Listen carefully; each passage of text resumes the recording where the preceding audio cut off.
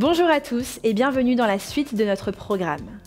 Nous allons voir aujourd'hui comment aborder les personnes selon leurs croyances. Je laisse la parole à Lucien Marzocchi. Partant à la rencontre de notre prochain, nous allons être mis en contact avec des personnes d'autres cultures et d'autres croyances auxquelles il faudra bien que nous présentions le message du salut. Je voudrais à présent vous proposer quelques conseils concernant l'attitude à adopter et les paroles à échanger avec quelques-unes de ces catégories. Et tout d'abord, les musulmans. Partout en Europe, nous serons désormais confrontés à ce type de communauté humaine, aux croyances bien ancrées en un Dieu unique, Allah, et en son prophète, Mahomet, mais tellement éloigné de celui de la Bible et de son fils Jésus-Christ. Vous constaterez rapidement que le musulman est très respectueux de tout ce qui concerne la religion et la spiritualité, même s'il va aussitôt mettre en avant sa propre foi comme étant la seule acceptable. Et là, je vous en supplie, ne discutez pas avec lui pied à pied pour défendre vos propres convictions, car vous n'aboutiriez alors qu'à un dialogue de sourds. Vous croyez que la Bible est la parole de Dieu. Lui, il croit au Coran. Vous croyez que Jésus est le Christ.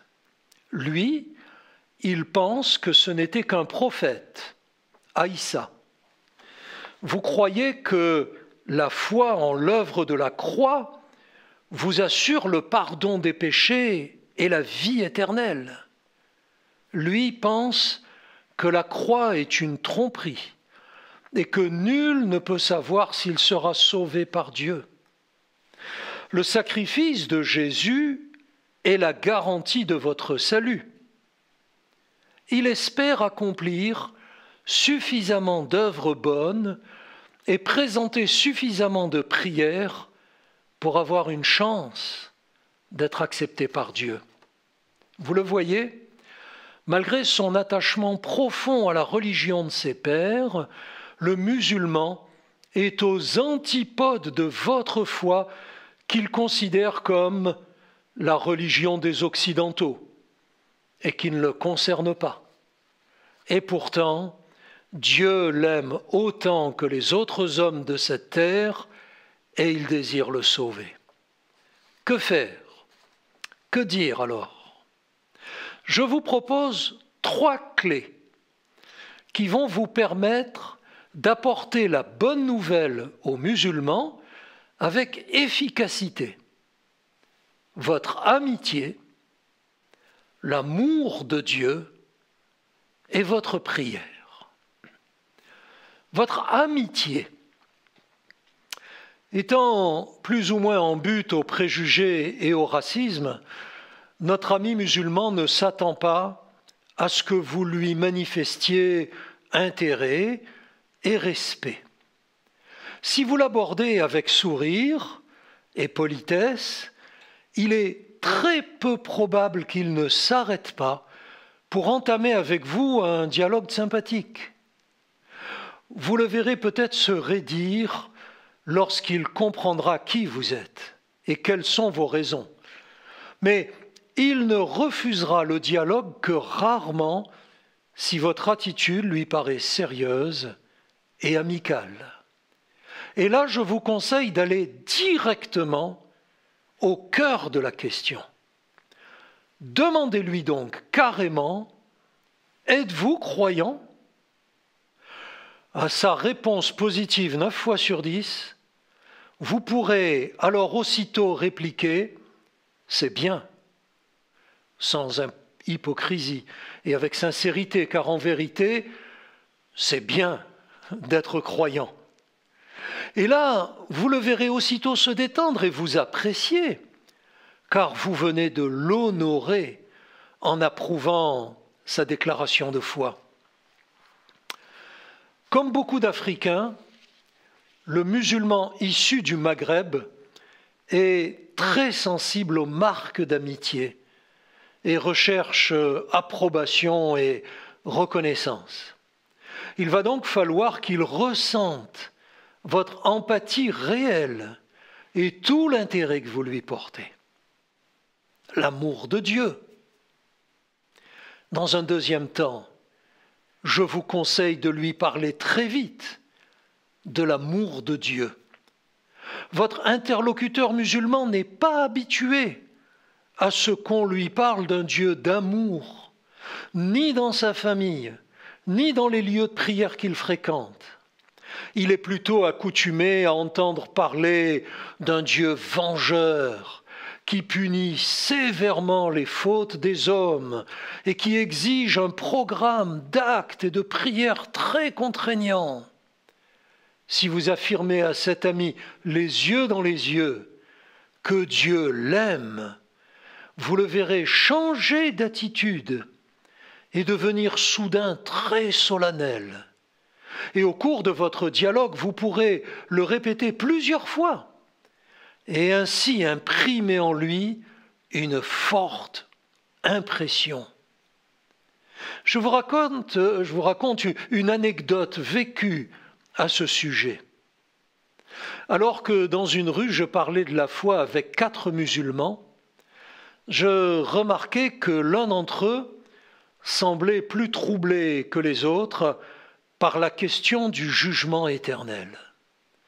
Après lui avoir demandé s'il était croyant, je le fixai bien dans les yeux et je lui affirmai « Mon ami, j'ai quelque chose à vous dire. C'est que Dieu vous aime. » Après un instant de surprise, il me fit cette réponse inattendue « Vous me donnez la chair de poule. » Les autres approuvèrent en silence. Votre prière est également très importante.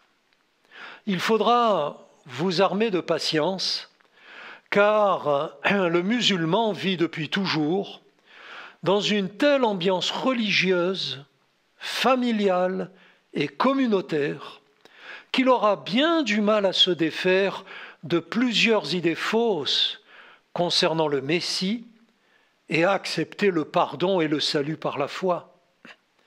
Si vous avez établi un bon contact, je vous conseille de partager régulièrement un café ou un thé avec lui, seul à seul si possible, car son attitude ne sera plus la même dès lors qu'il sera en présence de ses coreligionnaires. Et votre prière aidant, vous pourriez être agréablement surpris de ses progrès, même si, à cause du milieu dans lequel il vit, il ne pourra pas toujours déclarer publiquement sa foi avec la même liberté que nous. Parlons maintenant d'une autre catégorie de population que nous rencontrerons face à face sur le terrain, les témoins de Jéhovah. Qu'ils soient en place dans un carrefour ou que vous les abordiez dans la rue, vous ne devriez pas avoir trop de mal à entamer un dialogue avec eux, car ils en sont très friands. Le tout est que cet échange ne tourne pas à la partie de ping-pong, où l'on se lance à tour de rôle, versets bibliques, affirmations gratuites, ce qui en définitive ne mène à rien de constructif. Je vous conseille donc d'être bref dans votre échange, en le focalisant sur votre expérience personnelle avec Jésus-Christ. Présentez avec respect et courtoisie, votre témoignage est sans doute le meilleur argument que vous puissiez apporter à un adepte de cette organisation. Là encore, vous observerez que le témoin de Jéhovah est différent selon qu'il est seul ou accompagné.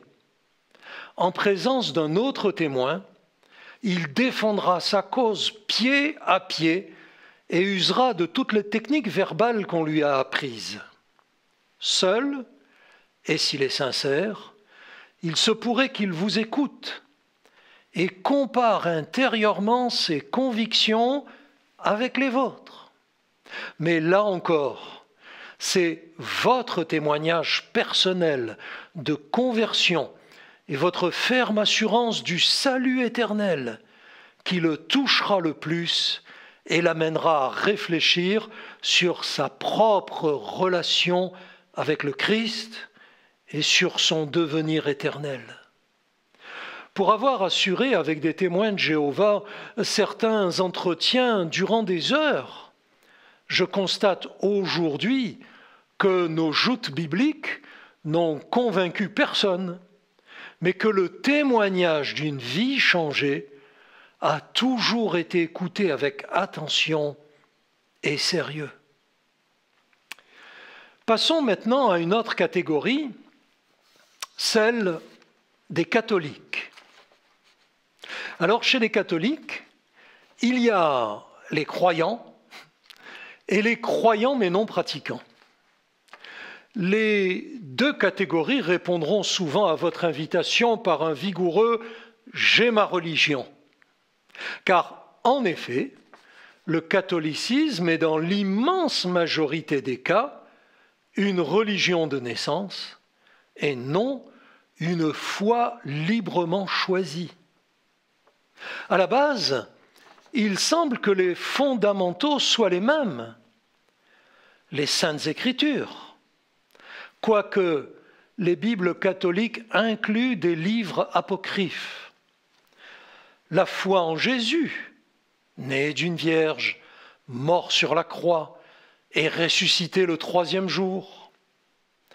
Une éthique de vie en accord avec les 10 commandements et les écrits du Nouveau Testament. Mais en réalité, les différences sont très importantes. Adoration de la Vierge et des saints. Adoration de statues, médailles et autres représentations interdites par le Seigneur lui-même. Exode 20, versets 4 et 5. Adulation du pape, représentant de Jésus sur terre.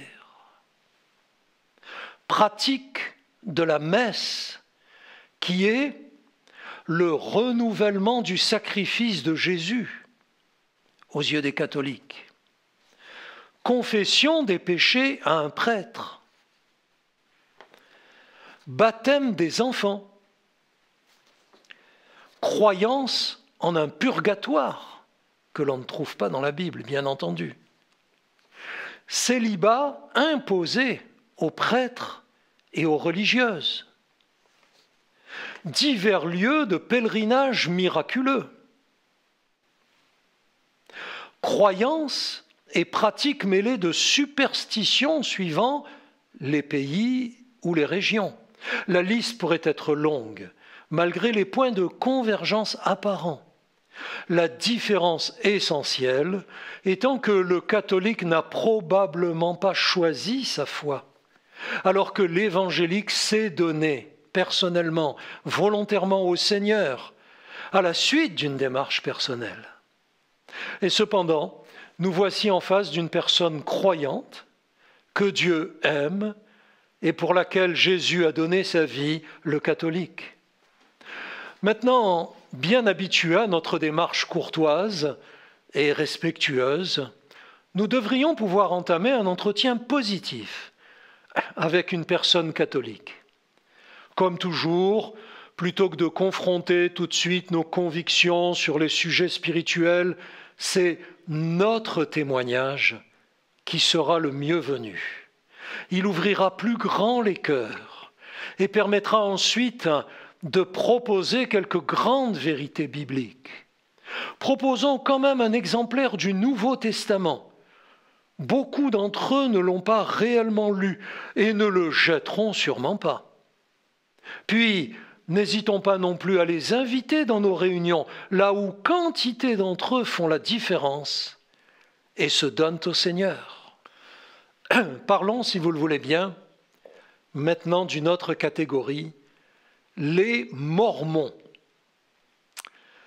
On les voit sporadiquement sillonner les rues, 2 par 2, chemise blanche et badge sur la poitrine.